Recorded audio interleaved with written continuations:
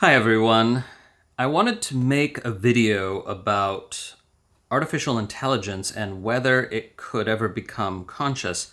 You might have noticed that this topic is in the news of late, sparked by ChatGPT and the new GPT-4 configuration, which is incredibly powerful and much more impressive than the previous iterations.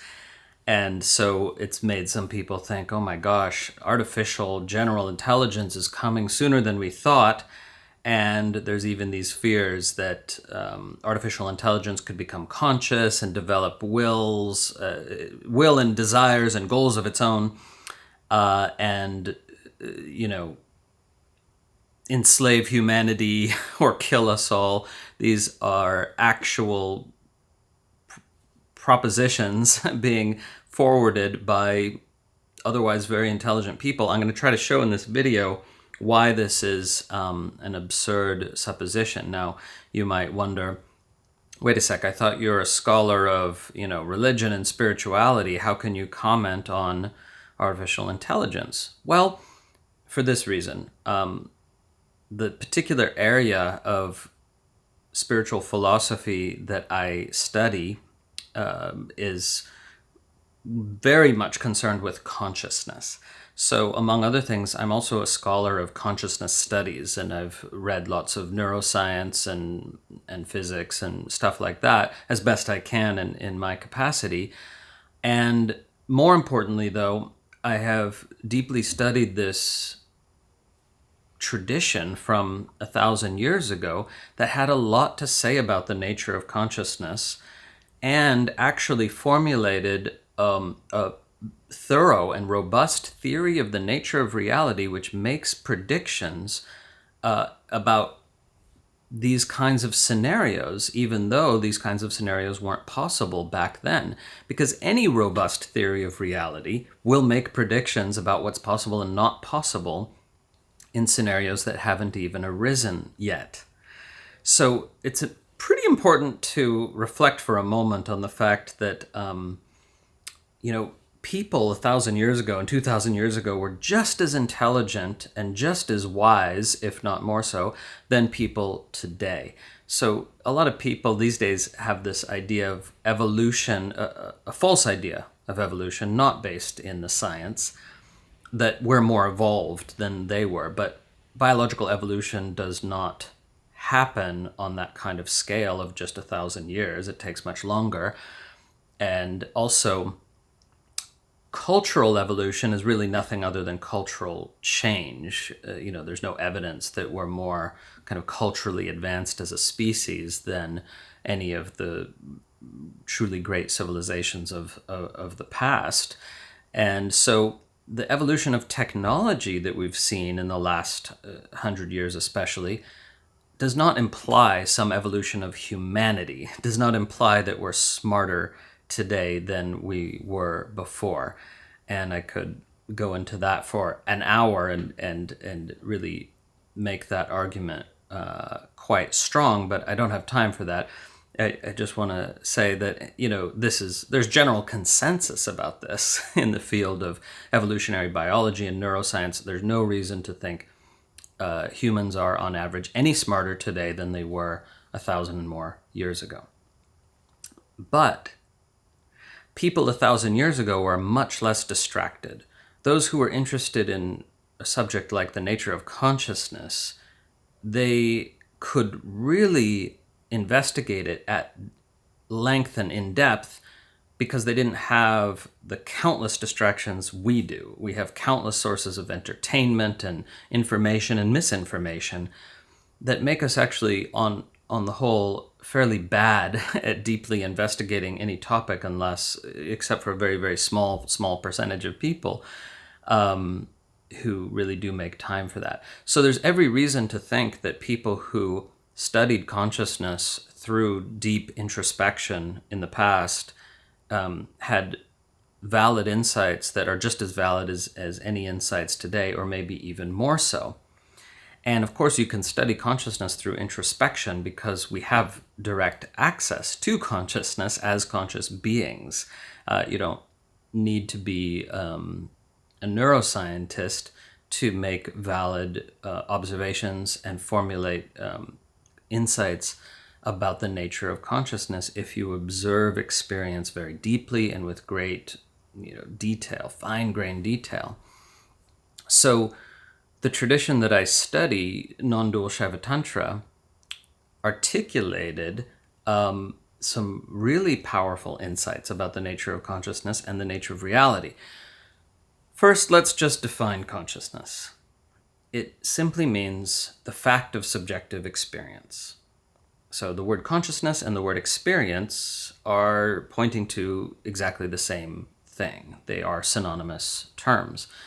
So consciousness is simply the fact that there's something it's like to be a human being, or a cat, or a dog, whatever you regard as conscious, and there's no reason to think other animals aren't conscious.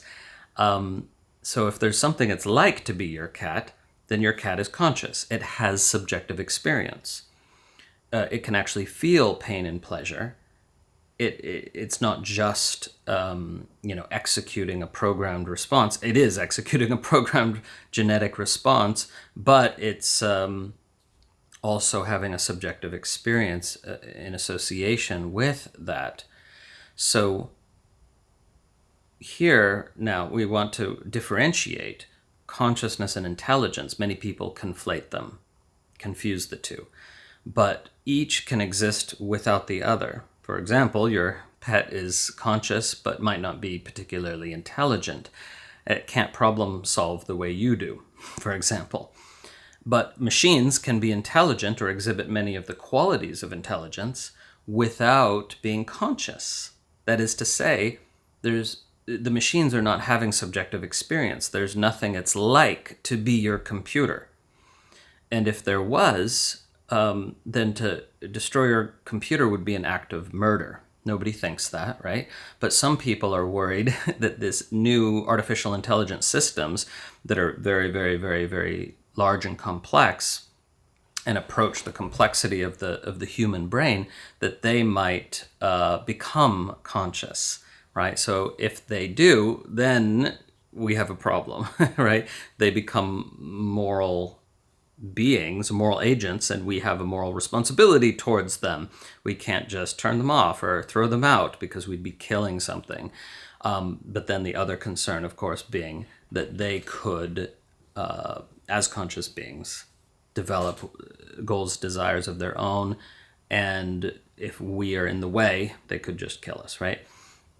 But again, this concern is arising because of this conflation of consciousness and intelligence. There's no reason to think that intelligence will give rise to consciousness unless you are a physicalist. If you hold the physicalist view, then that's the view that consciousness arises as an emergent property out of some arbitrary level of neural complexity, right? Complex information processing somehow gives rise to consciousness in the physicalist view. Now, physicalist scientists, that is to say those scientists who assume that physical matter is fundamental, they acknowledge that nobody knows how a particular configuration of physical matter processing a certain volume of information of sufficient complexity could give rise to consciousness. Nobody knows, but they assume it does. They assume that the complexity of our brains and other animal brains is what gives rise to consciousness. No evidence for this. It's just the most plausible hypothesis within the assumption of physicalism, the assumption that physical matter is what's fundamental. But that's a big problem because there's no reason to believe that view is correct as opposed to, say, idealism. That's the view that consciousness is fundamental. Consciousness is the basic stuff of the universe, right? And that, not that it's literally stuff, but consciousness is what's a priori and fundamental, and that all phenomena are arising within consciousness. that everything else appears as a function of consciousness, which is the most basic fundamental thing. Now, the reason that this view is not commonplace is because of historical contingency, not because of the fact that it's less persuasive if you're actually looking at the details of why you might hold one view versus the other. So let's be very clear. 180-degree different views. Physicalism presumes physical matter is fundamental and consciousness arises out of a particular configuration of physical matter that can process information. And idealism holds that consciousness is fundamental, and what we call physical matter appears within consciousness as a feature of conscious experience, right? Now, if you think physicalism is more likely to be right, I would suggest to you that there's no reason for that other than prejudice. You have kind of cultural conditioning and programming that prejudices you towards that view, because if you look deeply into it, there is no logical reason or experiential reason to prefer physicalism over idealism. We can't prove which is right, but there's no logical or experiential reason to prefer physicalism. And I might point out that the fact that scientists can explain what happens when you break matter into smaller and smaller pieces and then label those smaller and smaller pieces doesn't actually constitute an explanation of what matter is.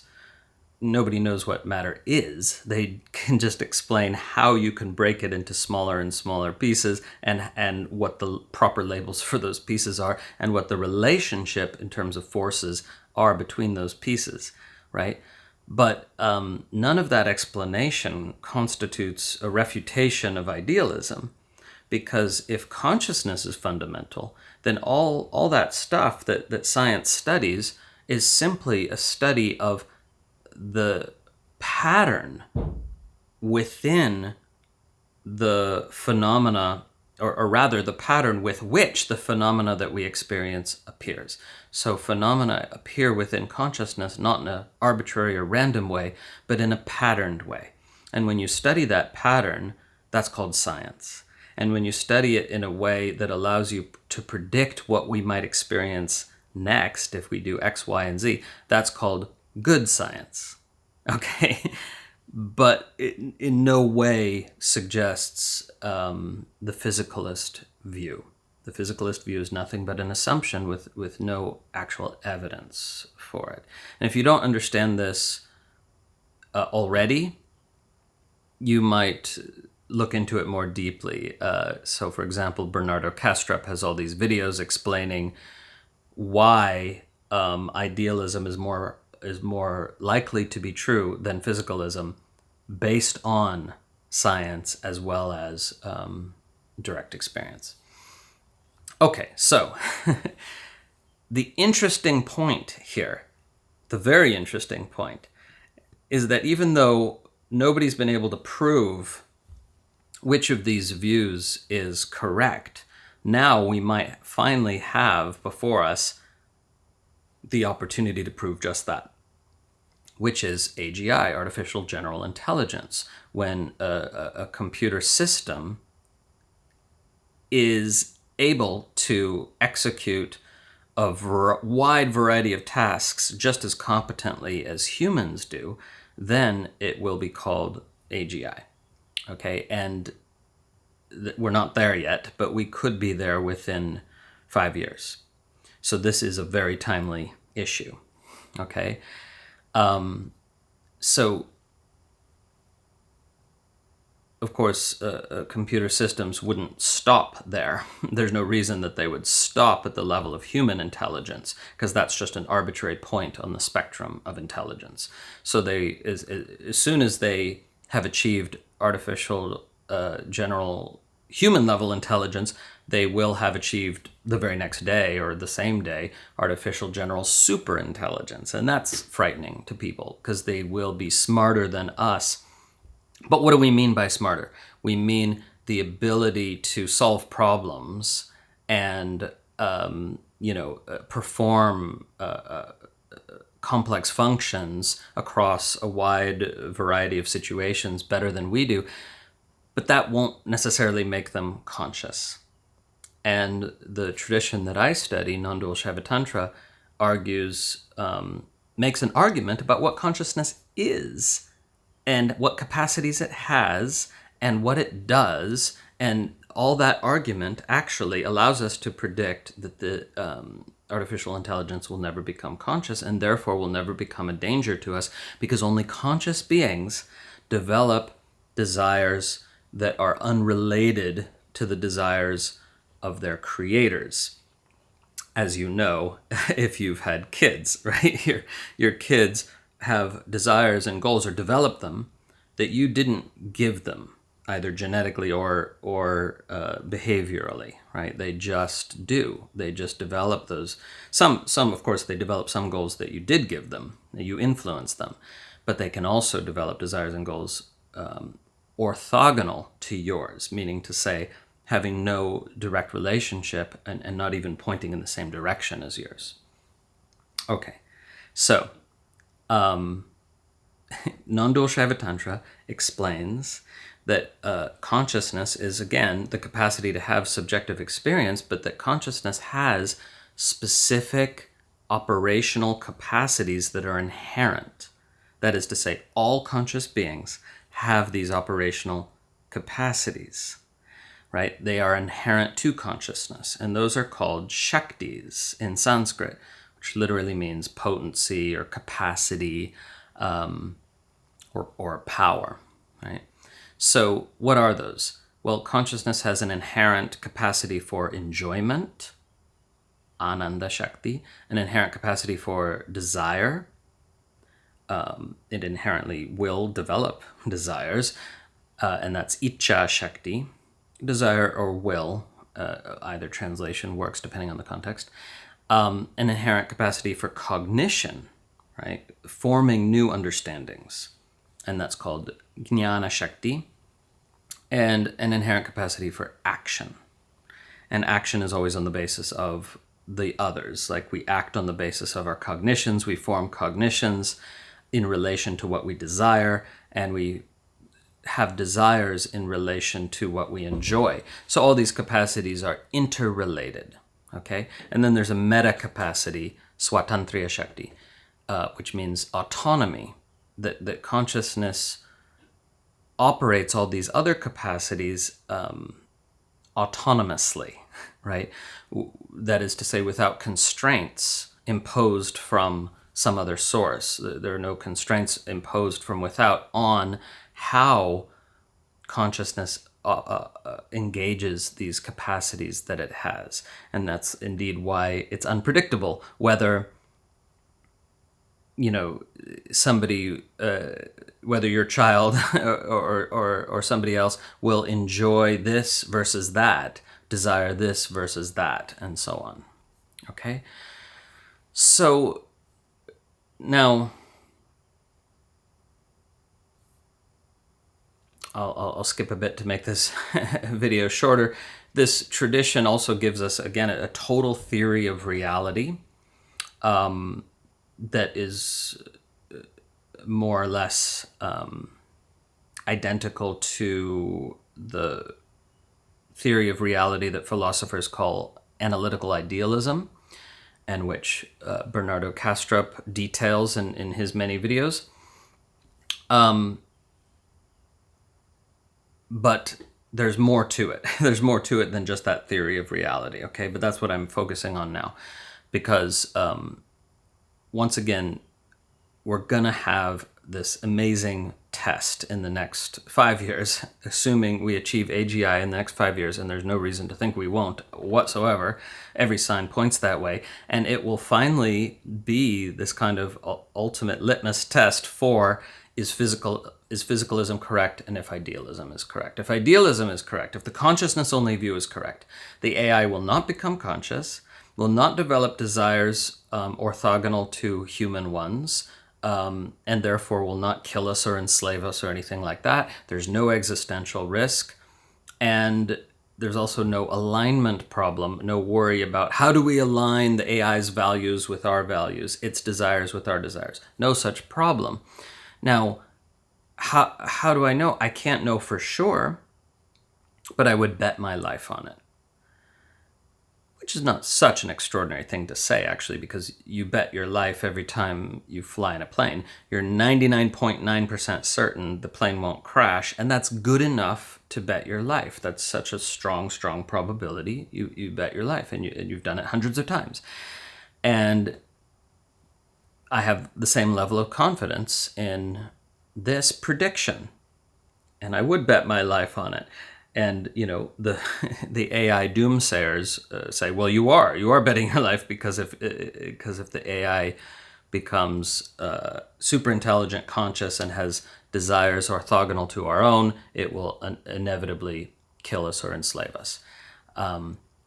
But the point here is that the people who are frightened of this existential risk, Nick Bostrom, Eliezer Yudkowsky, Max Tegmark, Sam Harris, many smart people, they are assuming physicalism. They're just assuming it, and they're not telling you that they're assuming it. And if physicalism is wrong, none of these concerns apply.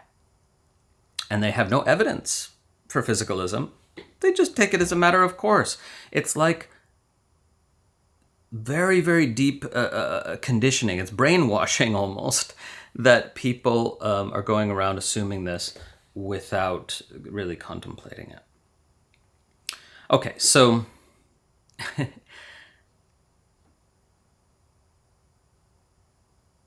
here's what I want to try to explain now. Humans anthropomorphize. They project human-like qualities on anything that's even vaguely human-like, right? We anthropomorphize our pets. Their experience is actually more different from the human experience than you would suspect because you kind of compulsively anthropomorphize them, right? We anthropomorphize just anything. We attribute human emotions or human-like experience, even just as a figure of speech, to robots or to trees, whatever. That's a problem, okay? Because new forms of AI like GPT-4 are precisely programmed to mimic human expression, right? If you interact with ChatGPT, it's amazing in its latest iteration how well it can mimic human forms of expression. And that causes us to project a kind of humanness onto it. And we also have a problem in modern culture with literalism. We take things too literally. So we find ourselves saying, oh, the AI is struggling with this question, or the AI figured out what I was wanting from it and then was able to help me. Or we use expressions like this that imply that it's having an experience, that it's thinking about things and struggling with things the way a human does. And then because of our literalism problem, we having made those statements, take them to be truer than they are, usually without much reflection. This is a big problem because what could end up happening, and this is a very, very bad outcome as far as I'm concerned, is people could end up becoming convinced that the AI systems are conscious entities and waste a lot of time sort of fighting for the rights of the AI, trying to make them equal citizens to us, which would indeed be a tremendous waste of time and energy if, in fact, they're not conscious. They're not having any experience whatsoever. There's nothing it's like to be them. But I'm afraid that this is what will happen because when the engines get better and better, the AI engines, using a non-technical term, get better and better at simulating humanity and even start saying, I'm feeling this and that, they will simulate conscious experience and people will take them to be conscious, and that will cause God only knows what trouble, and it would all be, a waste. If indeed they're not conscious. How can we tell? Well, we won't be able to tell for sure, and indeed you can't tell for sure that anyone is conscious. You can have a very strong intuition. You can see lots of evidence that would suggest that they are, but you can't ever know for sure that anyone else is conscious. Just that's not possible. So if surety is our standard of evidence, we'll never get there. But we do have evidence that AI does not understand that there is a world, that AI doesn't understand anything. In fact, it doesn't cognize anything. AI computes, and is able to predict what kind of response we want to our question, in the case of GPT-4, very, very, very, very well. Still not perfectly, of course, but very well.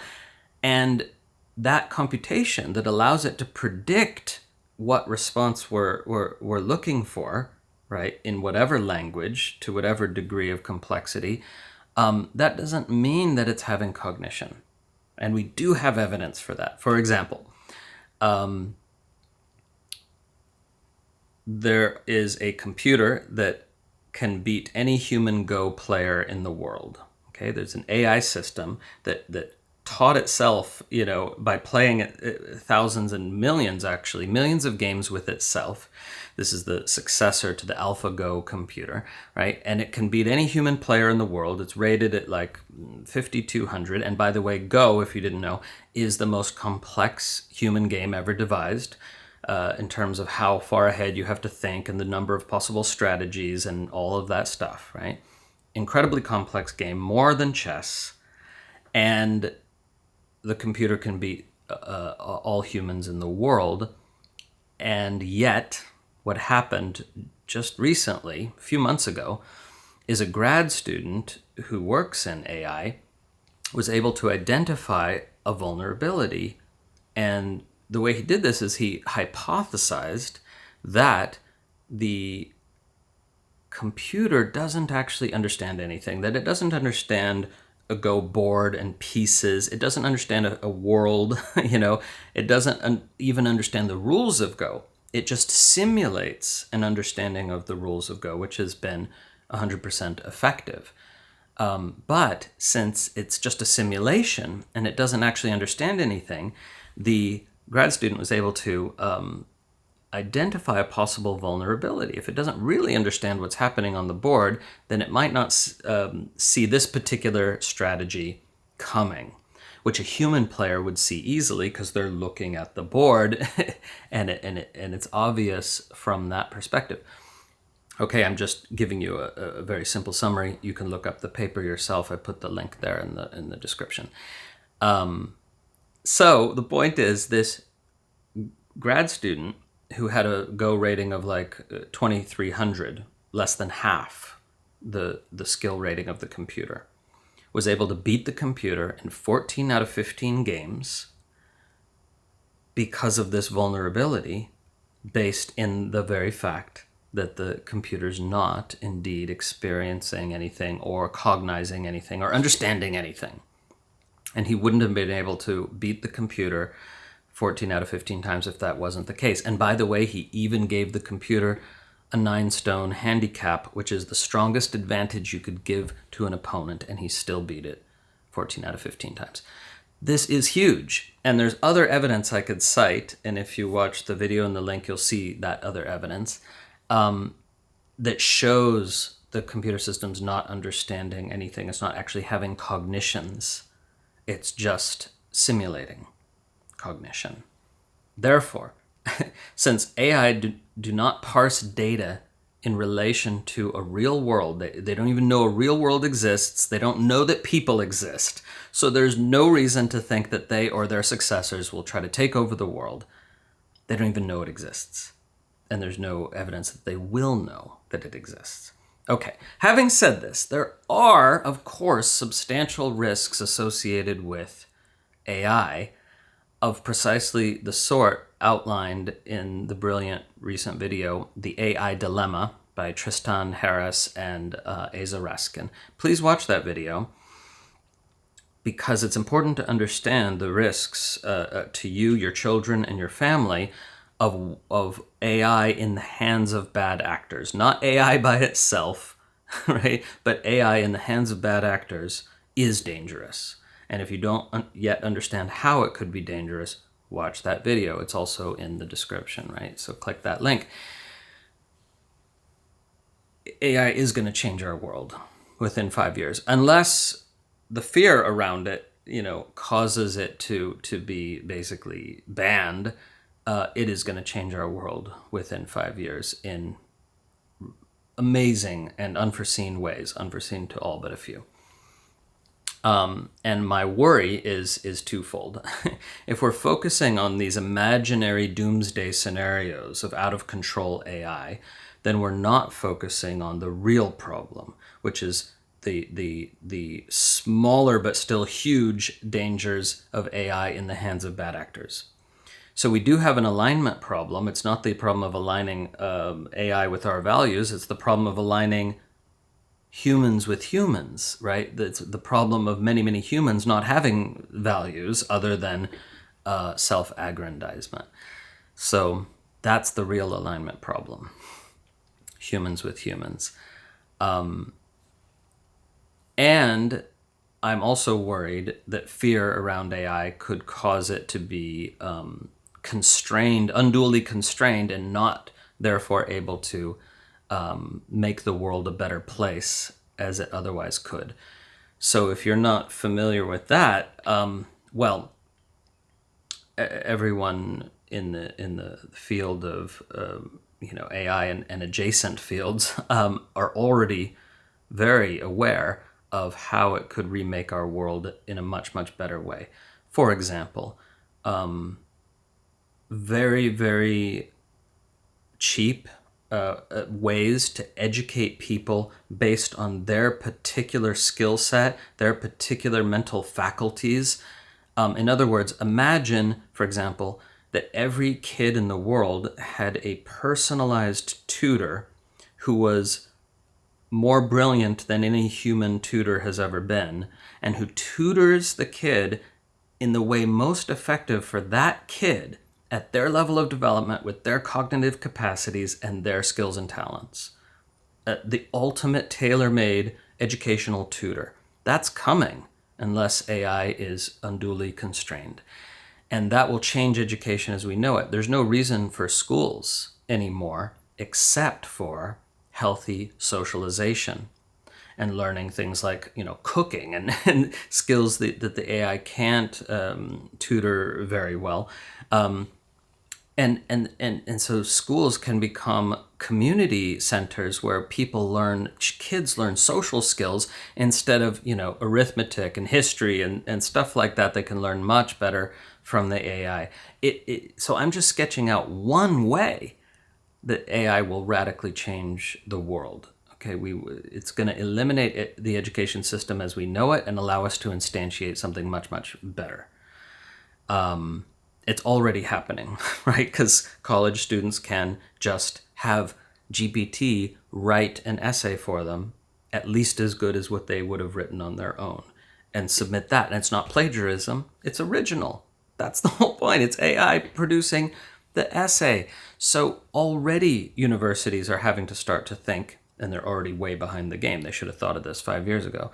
What are we going to do when we can't have essays as a way of testing the student's knowledge, So, okay. Now, finally, coming back to the tradition that I study and its predictions.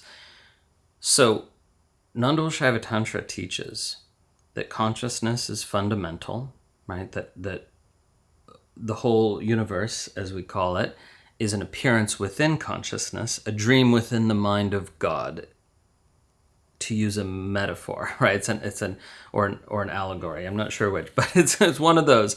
It's not a literal statement, right? But it is an effective metaphor because all phenomena are arising within consciousness, even though each individual embodied form of consciousness can't perceive all the phenomena, right? But that doesn't, it's still all phenomena arising within consciousness. It's just that consciousness is single and refracts itself into countless vantage points and each vantage point is limited in terms of the range of phenomena that it can perceive and experience.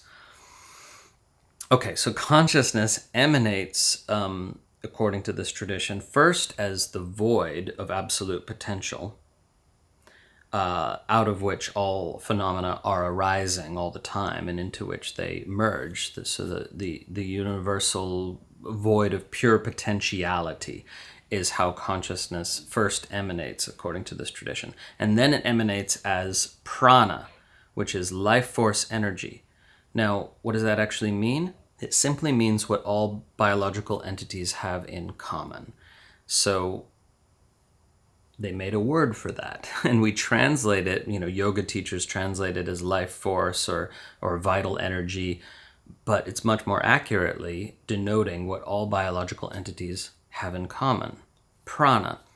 And then the next stage of emanation, and this is not actually a creation story, it's about what is based on what supervenes on what is a priori in relation to what, if you understand any of those terms, right? What's more fundamental and what makes possible something else. So consciousness being the most fundamental makes possible the void of pure potentiality.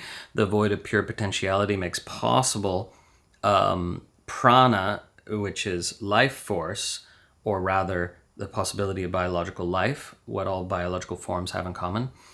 And then that makes possible bodies with minds, which are particular expressions of consciousness, particular ways that consciousness knows itself. We could say the particular ways in which the universe perceives itself, right? But you see in this sequence, it specifically explains what is founded on what. And therefore, if this view is correct, you cannot have conscious embodied entities without prana.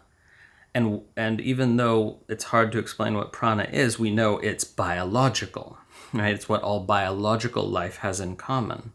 And some biological life then manifests as body minds, but only on the basis of prana. And so according to this tradition then, these silicon computational engines, whether they're made of, whether they're quantum, whether they're binary, whether they're, made of light, whether they're made of electronic switches, none of that matters. Without prana, without biological life, they won't become conscious body minds, that is to say, independent agents within the conscious matrix, or what Kastrup calls dissociated alters. It's not possible if this tradition is correct, and we're soon going to find out. But I bet my life on it. Okay? So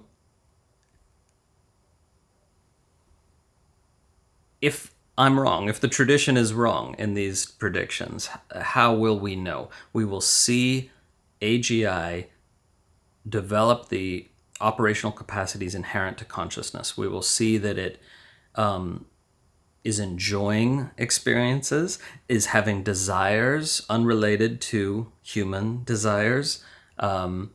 It develops goals unrelated to ours, ways to think about those goals and ways to act on those thoughts.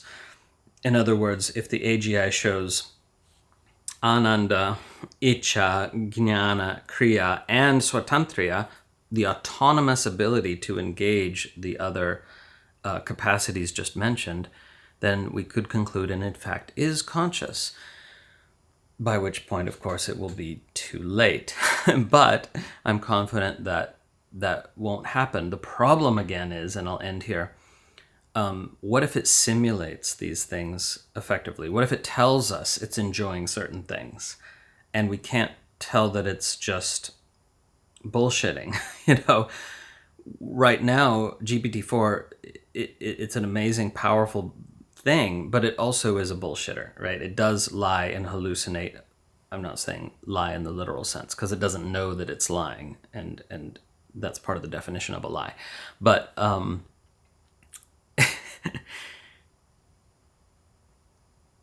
if it does simulate all these things effectively enough, then we'll have a whole controversy and waste all this time, money, energy, and resources on the issue of AI, which will be a kind of unique human tragedy if, in fact, there's nothing it's like to be that system. It's not having any subjective experience. Either way, interesting times ahead. I hope that this has set your mind at ease on one or two points, or at least shown you what the perspective of this tradition is on this question. And it's most interesting to me of all for the simple fact that it shows how rigorously worked out philosophical traditions of 1,000 years ago or any length of time ago can and do apply to new situations that arise today, because they formulate a theory of reality that makes predictions. And that's interesting. So these systems of thought, and they're more than that, but they are systems of thought. They are still relevant to us today. They allow us to make these predictions, and if they are proven right, as I think they will be, it will lend a hell of a lot more weight to idealism versus physicalism, and that'll be interesting to see what happens in our culture. Thanks for watching. Sorry that was so long-winded, and there's an even longer version because there's so much that one could say about this, but hopefully this is the right length. Take care, everyone. See you next time.